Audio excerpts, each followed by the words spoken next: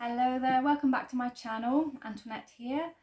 So this should be day 2 of 31 Days of Tarot by Ethony, but I got my videos mixed up. So this is actually my day 3/week 3. And the question or the prompt was, what are your top 5 tarot decks for 2020? At the time of answering this question, I just pulled from what was around me because I've got them spread out all over the place. So my top 5, sorry, I've got it written down here because I've answered it already on her channel, was the Bonestone and Earthflesh by Avalon, Cameron and Anna Turian for the artwork. I have the Dark Mansion, which kind of needs no introduction to those who are familiar. And I have the Tarot del Toro for like kind of a just because for my collection.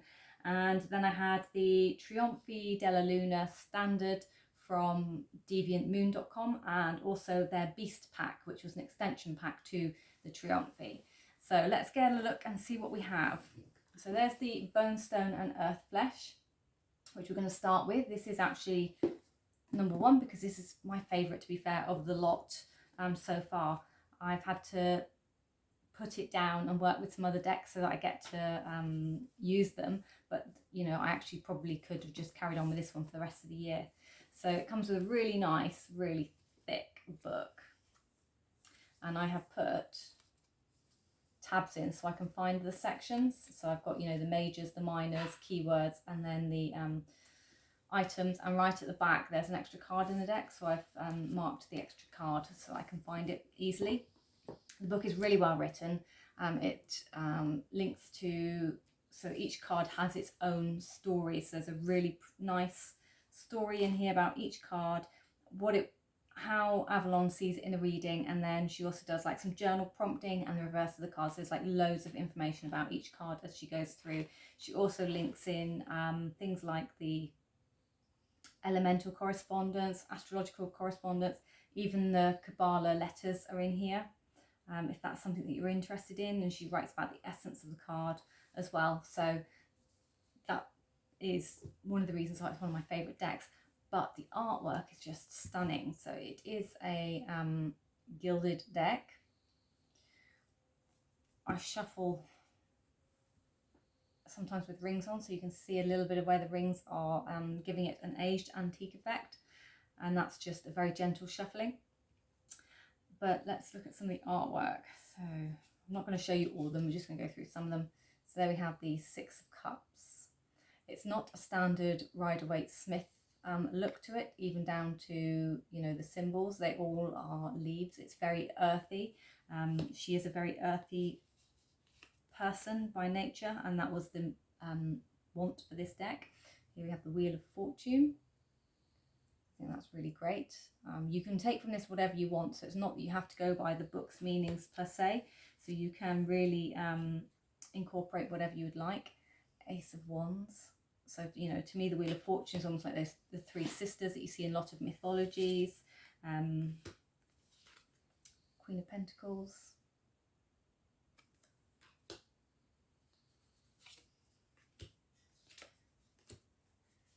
Train of thought there. So what you see, you know, like 3 seers, those sorts of people. I can't even remember the names of the films that they're in, but yeah, that's what the Wheel of Fortune reminds me of. So Strength. The 9 of Swords. This one was a favourite for somebody recently. So that really does show some of the kind of darkness, the shadow side of ourselves that we can often come across.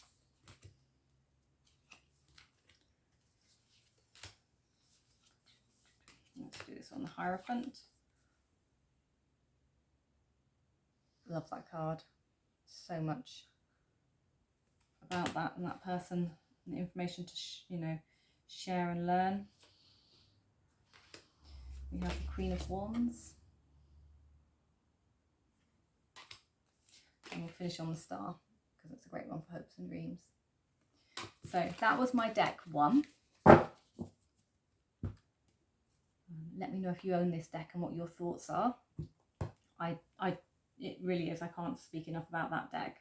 I'm so glad I managed to get my hands on it. So then we have the Dark Mansion.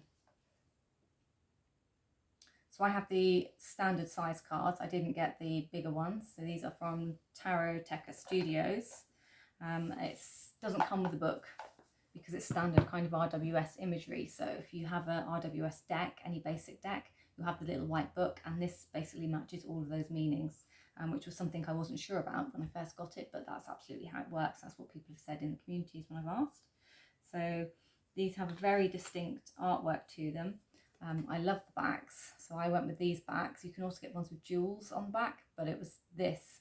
I get drawn to backs. So somebody was showing their deck collection, and I happened to spot these backs on their table of decks, and that was what made me go search and find this deck. So here we have Strength. So it's very sort of, many people call it kind of Tim Burton.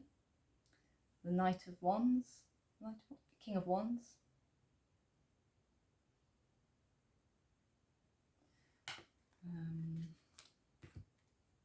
Empress.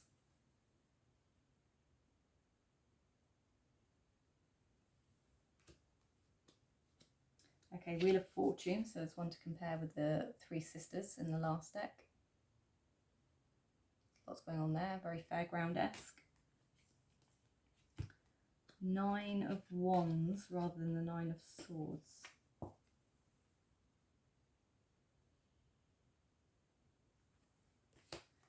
And one more. Should we have a look at the King of Cups? He's a great old man. So these have got a very definite, very distinct border. They're full of skulls and twines, and very much kind of Nightmare Before Christmas-esque for me. The cards again are that rose petal finish. These ones are rose petal finish, so they are kind of silky to touch. They are edged in black. I haven't done that, they came like that. They are a really good cardstock. It took a while for them to loosen up for shuffling, that I will say about this deck. But over time, the more shuffling you do with it, the better it gets, and the more easier it is to work with. So that is my deck number 2. So deck number 3 was the Tarot del Toro.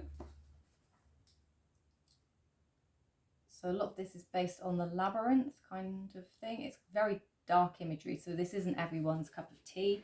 In fact, a lot of my decks are quite alternative, to be fair. So yeah, not everyone will like these. It comes with a guidebook. It's a nice small guidebook, and it's colour. So it has a page dedicated to each major arcana, or page and a bit. It has pages dedicated to each of the court cards, but when it comes to the pip cards, it's more pip-esque, this deck, I would say. The pips are there, so that's 2 lots of pips on those 2 pages. So it's really more just keywords.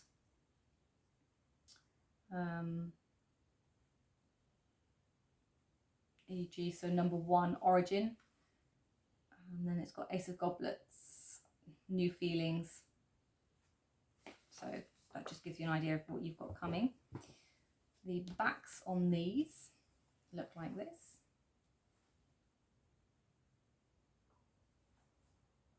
So they're not reversible, obviously, because the image isn't completely repeatable. But let's take a look. So when I say pips, what I mean is, so 8 of Cups. So it's not the RWS imagery that some people might have grown to love and expect. 2 of Wands. Okay, so here we have the Empress.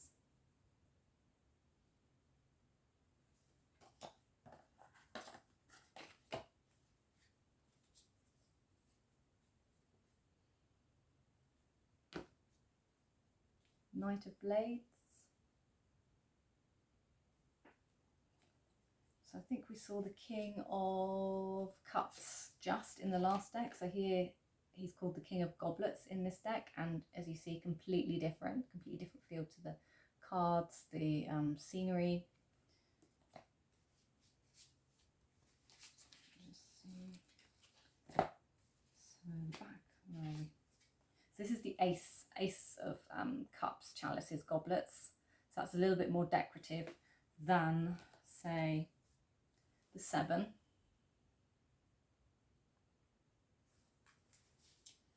And let's just find one more. So the Lovers, so major, there we go, so that's the Lovers. It's not too dissimilar, I suppose, to what gets depicted in RWS decks for those, but it's a very definite different feel to the pictures in these. It almost has that lino print sort of feeling. I haven't really, I'll be honest, I haven't, because I've had so many things to do. I haven't actually spent time looking in and delving into these decks in depth, which is kind of naughty of me, but at the moment I'm just enjoying putting them into my collection, and at some point I'll probably come back and then be able to talk about them in more depth and open up a better discussion with everyone about them. But that's what learning's all about, isn't it? Okay, so the next one is a Deviant Moon deck, and Deviant Moon Tarot was my first ever deck, so I do really like the artwork that comes from Patrick Valenza. So it is a Trionfi Della Luna, and this is the standard. Just to note, they come with a mark on the bottom saying made in China, because that's where they are now being printed, but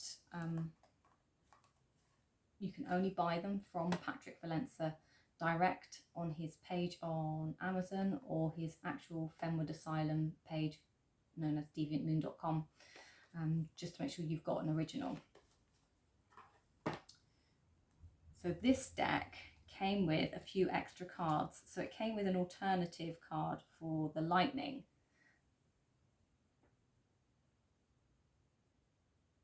which has been really popular with a lot of people. So they've swapped it into the deck and swapped out the traditional lightning card.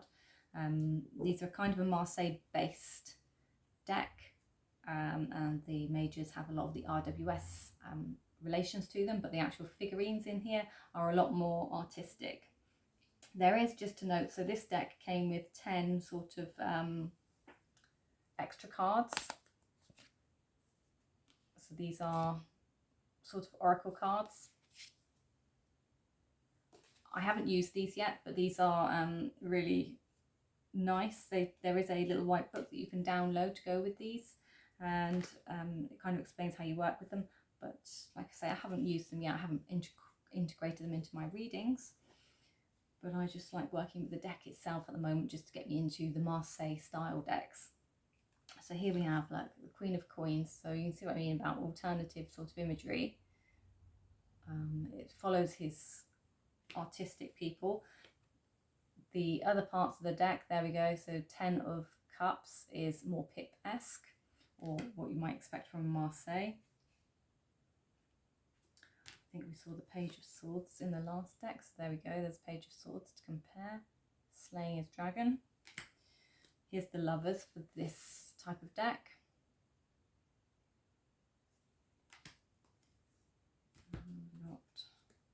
High Priestess, I do like this one.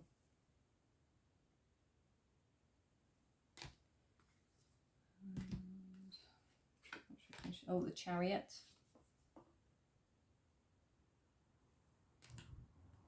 There we go, the Tower. So that is a Trionfi Della Luna, which I really do like, and it's easy to handle. It's a really nice size for shuffling, which for my little hands is perfect. So that is a Trionfi Della Luna. I believe there might be a deluxe version of this coming out, but this is certainly still available on his website, because as many of you know, if you are true collectors, his stuff does go quickly. He does have limited edition print runs, sadly, which means there's many decks somebody we would like to have, but we can't get hold of, like the, I understand there's a paradoxical artwork version, which I would love to see, but never mind. You never know, maybe it'll come out later. So my last deck is the expansion pack to the Trionfi Della Luna, which I'm going to talk about it briefly. So this is the Beast pack that came out last year and was on pre-order for a lot of us. Mine has come with the packet signed, so now I'm a true collector. It also arrived with many other Trionfi Della Luna decks that I ordered at the same time, just to make sure that I got them. So the Beast pack is a bit different. This is a bit like having a bunch of court cards, so they all have their kind of own personalities. Again, I haven't had a chance to work with these because they only arrived just for Christmas, and these are on my list to work with. So they're in my rotation coming up, but that's why I've pulled them out, because they were, like I say, they were hanging around, so they were in my stash that needed dealing with. So they were just easy to grab. So here's the Fool, and it's all in his kind of standard artwork. So the beasts are these amazing kind of mythical animal-esque creatures. So that's your card 2. Card 3. I'm not going to show you all of them. Card 9. Each of these beasts have their own name, and again, there's a printout for these, which I do actually have printed out, I just don't have it to hand. What are you, number 17? So they don't relate to the numbers that we know of in Major Arcana. 18.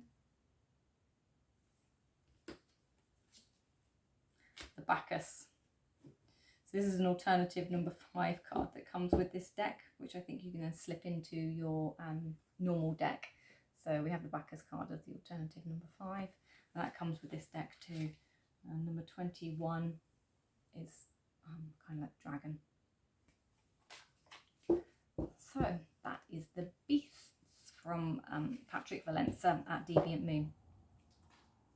Those are my top 5, but actually the 5 that were most currently to hand for me to grab and talk about. How many of these do you own? Which ones do you like working with? And are you drawn to certain types of artwork, or are you eclectic like I am? I'm definitely eclectic. I don't use these for certain things. I don't have typically a deck just for working with in a certain way, but do you use your decks for certain things? Are you, do you have like just personal only decks? Do you have ones for reading for clients that you'll only use? Do you have ones that you work with for love, for relationships, for work, and for perhaps even the shadow work? Let us know in comments, how do you like to work with your decks? Right. If you're liking this, please do give me a thumbs up, because it's really important for the algorithms. Don't forget to subscribe to see more of this series as it goes through. Like I say, they'll be going up weekly, so keep an eye out. I will link to that playlist here, so hopefully you'll be able to get notifications when the playlist expands. These decks are also going to be on my flip through playlist, so look out for that one too. Right, thank you for watching, thank you for listening, and I will see you again. Bye bye.